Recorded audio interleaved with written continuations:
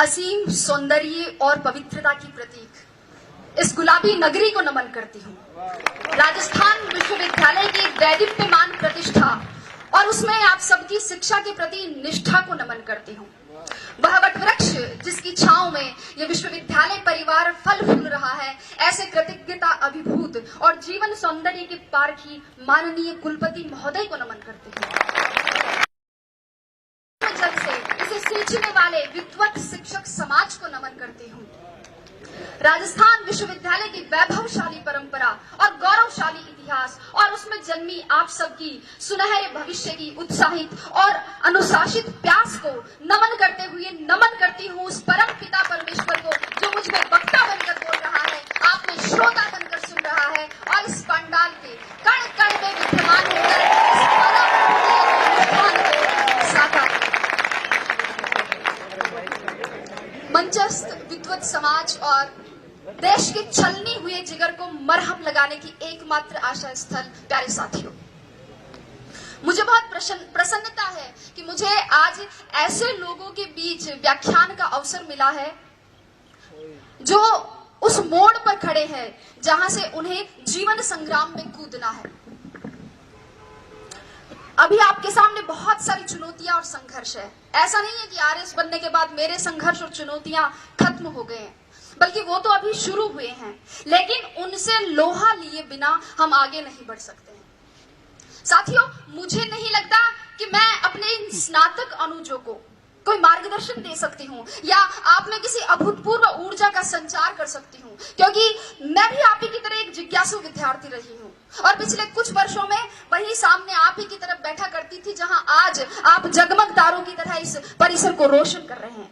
किंतु मैं इतना जरूर कह सकती हूँ कि यहाँ सिखाए जाने वाले उस श्रम, उस धैर्य, उस मार्गदर्शन, उस शैक्षिक वातावरण, शिक्षकों की विद्वता और अनुशासन के आवरण को यदि जीवन में उतार लिया जाए तो असंभव कुछ भी नहीं है।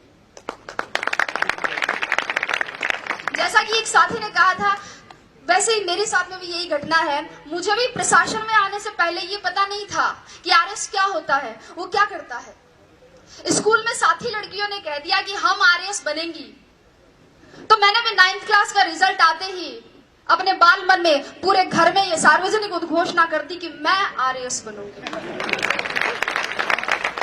चूंकि पिताजी शिक्षा अधिकारी रहे हैं, इसलिए धीरे धीरे ये पता चला कि हाँ, कोई आरएस होता तो कोई बड़ा अफसर है। किसी ने ताना मार दिया तो आरएस बनना एक चैलेंज के रूप में ले लिया। हम लोग पतंग उड़ाते थे और पड़ोस में एक अगरबत्ती का कारखाना था, वहां बच्चे छत पर अगरबत्तियां बनाते थे। मैं और मेरी बहन वहां गए और वहां जाकर मालिक को कहा कि इनसे काम क्यों करवाते हो, इनको पतंग उड़ाने दो ना। तो अंकल बोले कि तू कौन सी कलेक्टर लग रही है यहाँ पे। मैंने सोचा कलेक्टर कौन सी तोप होता है, और अगर ये कोई तोप होता है तो एक गोला तो मैं भी दागूंगी।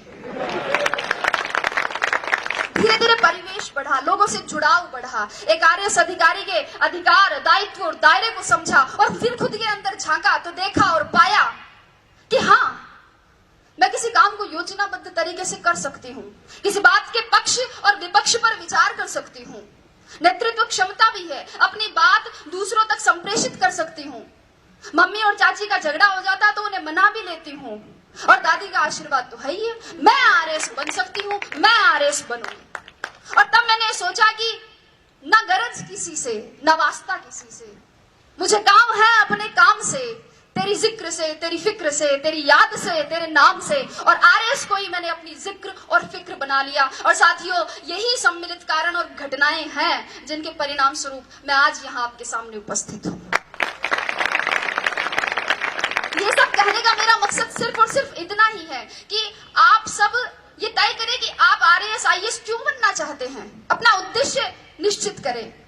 आपके भी आरएस आईएएस बनने के मेरी तरह अनेक कारण और बहुत सारी प्रेरणाएं हो सकती है, लेकिन अब समय ये है कि समय रहते उनको पहचान। रिजल्ट आने के 5-7 महीने तक मुझसे एक सवाल बार बार पूछा गया और शायद उसी सवाल का जवाब देने के लिए आज भी यहाँ बुलाया गया है कि आपकी सफलता का रहस्य क्या है, उसका मूल मंत्र क्या है।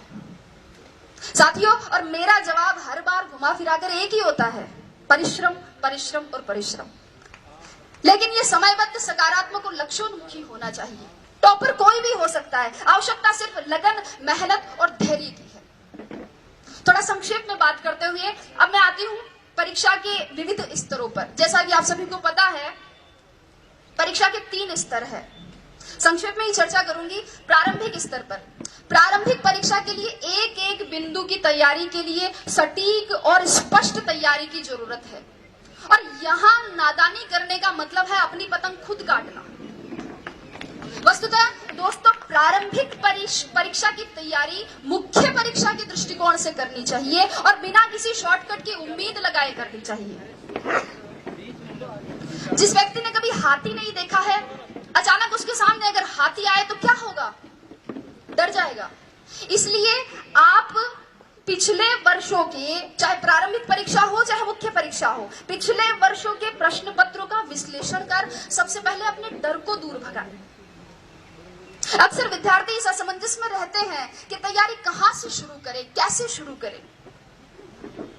मेरे हिसाब से 9वीं 10वीं की मानक पाठ्य पुस्तकों जैसे एनसीईआरटी बुक्स, इनसे सबसे पहले अपना आधार मजबूत बनाएं और फिर इसके साथ ही किसी एक राष्ट्रीय और राज्य स्तर के समाचार पत्र या और किसी एक मासिक पत्रिका का नियमित अध्ययन करें। जो बिंदु समझ में नहीं आए उन्हें याद करने के लिए नोट्स बना लें और परीक्षा से पूर्व उनका अधिकाधिक रिवीजन करें। ये थी प्रारंभिक परीक्षा। मुख्य परीक्षा की बात करें। मुख्य परीक्षा वास्तव में इस परीक्षा का निर्णायक चरण है, जिसका इस परीक्षा में 88% योगदान है। और यहां ध्यान दीजिएगा, यहां उत्तर की कसावट और उसका सर्वोत्तम प्रस्तुतिकरण ही कामयाबी का मूल मंत्र है।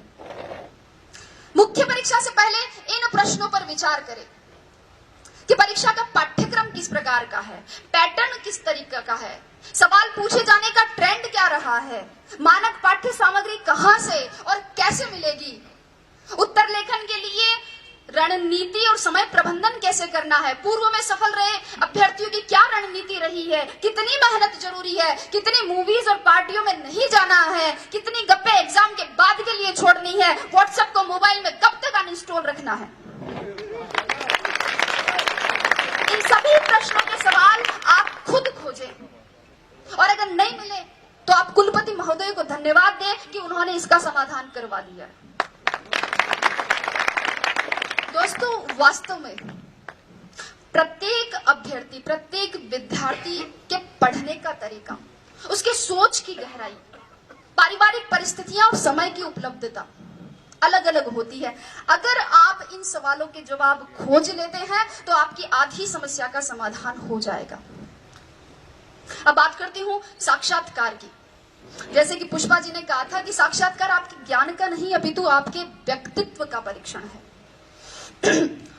साक्षात्कार में सामान्यतः एक अभ्यर्थी की मानसिक सजगता, ध्यान दीजिएगा, मानसिक सजगता, समीक्षात्मक दृष्टिकोण, नेतृत्व, निर्णय क्षमता, रुचि की विविधता, सामाजिक संगठन की योग्यता, बौद्धिक और नैतिक ईमानदारी और इसके अलावा आसपास की घटनाओं में, आसपास की परिवेश में घटित हो रही घटनाओं में अभिरुचि और दृष्टिकोण की गहन जांच होती है।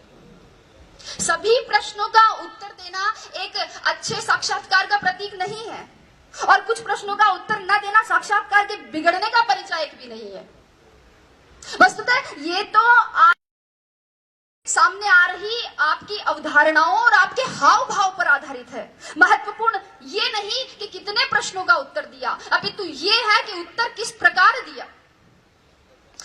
अक्सर विद्यार्थी मुझसे पूछते हैं कि मैडम साक्षात्कार के लिए कक्ष में जाने से पूर्व क्या करें, दरवाजा खोल के अनुमति कैसे मांगे, हिंदी में मांगे या अंग्रेजी में मांगे, कुर्सी पर उनके कहने पर बैठे कि खुद बैठ जाए, बैठते वक्त हाथ टेबल पर रखे, पांव पर रखे, सिर पर रखे, कहाँ रखे। लड़के पूछते हैं कि मैडम टाई लगाए, टाई के साथ कोट भी पहने, क्या शेविंग करे या नहीं करे। और लड़कियां भी पूछती है कि साड़ी पहने, सूट पहने, सूट पहने तो मैचिंग का ब्लाउज पहने, क्या मैचिंग की nail polish, sandal, earrings, purse, bangles, blah blah blah. लेकिन अगर चर्चा करें तो ये एक ऐसा विषय है जिस पर पूरा दिन खर्च किया जा सकता है। लेकिन अगर मेरी माने, संक्षेप में मेरी माने, तो आप तो बस अगर आपको लगता है कि आपकी तैयारी अच्छी है, आपकी विषय पर पकड़ है, आपने जो अपने हिसाब से कपड़े पहने हैं उनमें आप सुविधाजनक महसूस कर रहे हैं और उनसे आपके शरीर का आत्मविश्वास झलक रहा है, अगर आपको लगे कि आपने अपने माता पिता का आशीर्वाद ले लिया है, ईश्वर में आपकी आस्था है और दादी और नानी ने कह दिया कि जा बेटा कलेक्टर बन के ही आई, तो आप तो बस दरवाजा खोलिए और मुस्कुराते हुए अंदर घुस जाइए। अभी आपका बायोडेटा देखा जा रहा है। एक प्रश्न आपकी हॉबी से, अगला ग्रेजुएशन के विषय से, अगला करंट नॉलेज से और क्रमशः प्रश्नों का सिलसिला। और अगर आपने अंत तक अपनी संप्रेषणीयता, अपनी समझ, अपनी ग्रहणशीलता, अपने नेतृत्व को बनाए रखा, अपने आत्मविश्वास को बनाए रखा है, तो आप उसी तरह मुस्कुराते हुए बाहर आकर भेरू जी, भोमिया जी, पित्तर जी, जिनको भी आपने याद किया था, उनको धन्यवाद दे सकते हैं। और अगर कोई साथी चाहे तो खोड़े के हनुमान जी में सवामणि की तैयारी भी कर सकता है, क्योंकि मैं एक गारंटी देती हूँ कि जीत आपकी है। शर्त इतनी है कि सवामणि का निमंत्रण मुझे मिलना चाहिए। तो ये तो बात हुई परीक्षा के विविध स्तरों की। अब मैं परीक्षा में सफलता की क्या प्रक्रिया है